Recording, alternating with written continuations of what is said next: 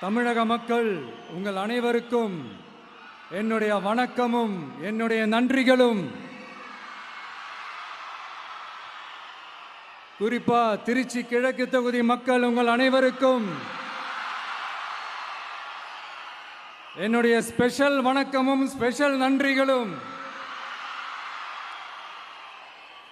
இதை நான் ஏன் இப்படி சொல்றேன்னா, என்னை இப்போ பெரம்பூர் தொகுதி எம்எல்ஏன்னு தான் சொல்லுவாங்க. பட் ஆனால் அது எலெக்ஷன் கமிஷனோட அந்த சட்ட விதிகளுக்கு மட்டும்தான் அப்படி. ஆனால் என்னை பொறுத்த வரைக்கும், தமிழ்நாட்டை பொறுத்த வரைக்கும், தமிழ்நாட்டுக்கு எப்படி திருச்சி ஒரு இதயம் மாறியோ, அந்த மாதிரி என்னோட இதயத்துக்கு திருச்சி கிழக்கு தொகுதி மக்களும் ரொம்ப ரொம்ப ரொம்ப க்ளோஸ் தான். அதில் எந்த மாற்றமும் கிடையாது. சரிங்களா?